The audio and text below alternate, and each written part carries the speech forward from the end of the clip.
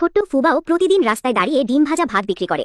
এক প্লেটের দাম ৩৯৮ ইউয়ান হলেও বড় বড় তারকা থেকে শুরু করে আন্ডারওয়ার্ল্ডের ডন পর্যন্ত সবাই লাইনে দাঁড়িয়ে অপেক্ষা করে, কারণ ফুবাওয়ের রান্না এতটাই সুস্বাদু যে বহু বছর ধরে অ্যানোরেক্সিয়ায় ভোগা ধনী সিইও গুয়ো হুয়াই আনও গন্ধ পেয়ে হঠাৎ ক্ষুধা অনুভব করে।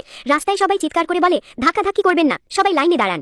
কেউ ১,০০,০০০ টাকা দিয়েও সামনে যেতে পারে না। গাড়িতে বসে থাকা গুয়ো হুয়াই আন অবাক হয়ে বলে, এত বছর পর আমার আবার খিদে লাগছে। সে গাড়ি থামিয়ে দোকানের সামনে আসে। ঠিক তখনই ছোট্ট ফুবাও তাকে দেখে চিৎকার করে ওঠে, বাবা! সবাই হতভাগ হয়ে যায়। গুয়ো হুয়াইয়ান বলে, আমি এই বাচ্চাটাকে চিনি না। কিন্তু ফুবাও জোর দিয়ে বলে, মা বলেছে যা চাই নিজেকেই অর্জন করতে হয়, তাই আমি নিজেই একটা সুদর্শন বাবাকে বেছে নিয়েছি। সবাই হেসে ওঠে। গুয়ো হুয়াইয়ান একটা ডিম ভাজা ভাত অর্ডার করে। দাম শুনে সে অবাক হয়ে যায়, ৩৯৮ ইউয়ান। তবুও সে খেতে শুরু করে। প্রথম লোকমা মুখে দিতেই তার চোখ বড় হয়ে যায়। বহু বছর পর সে পুরো প্লেট শেষ করে ফেলে। তার সহকারীরা অবাক হয়ে বলে, স্যার আবার খাচ্ছেন এত বছর পর? সে সাথে সাথে বলে, আরেক প্লেট দাও। কিন্তু ফুবাও শান্তভাবে জানায়, আজকের জন্য মাত্র ১০ প্লেট, সব শেষ। পরদিন ফুবাওয়ের খবর পুরো শহরে ছড়িয়ে পড়ে। টিভি চ্যানেলও আসে। তারপর শুরু হয় কুকিং কিং চ্যাম্পিয়নশিপ।